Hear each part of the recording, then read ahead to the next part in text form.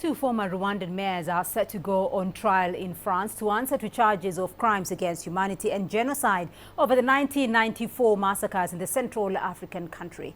Octavien Ngenzi and Tito Barahira will go on trial for allegedly playing a direct role in the massacre of hundreds of Tutsi refugees in a church in the eastern town of Kabarondo in April 1994. The pair deny accusations of carrying out massive and systematic summary executions and implementing a concerted plan aimed at the annihilation of the Tutsi minority. 2 decades on, Rwanda still accuses France of complicity in the genocide, which saw at least 800,000 people die in a 100-day slaughter because of its unwavering support for the Hutu nationalist government at the time.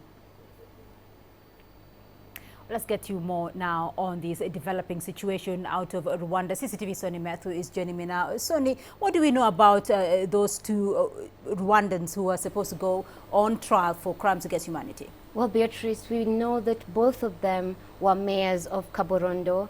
Octavien, who is 58 years old, and Barahira, who is 64 years old. They both were mayors in that area, and this is one of the areas where the massacre was really fast and it moved very quickly, and according to a lot of people, many people died, especially in one church, a Catholic church there in Kabarondo. So these two are being accused of having a hand directly to massacre the people in the church, as well as going to various dwellings to look for Tutsis to eliminate them. They are accused of having a direct hand here, but of course we're looking back now over 20 years later. Many would ask, why has this taken so long to come to reach this stage?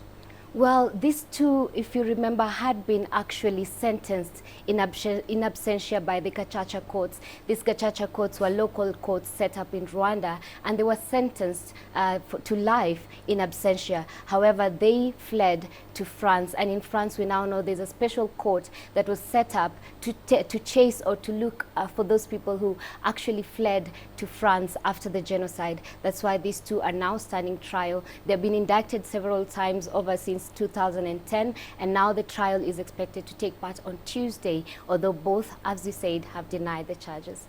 Well, Rwanda, though, has previously accused France of complicity in the 1994 genocide. How is this situation, though, likely to be received by Rwanda? Is this likely to please Rwanda at all?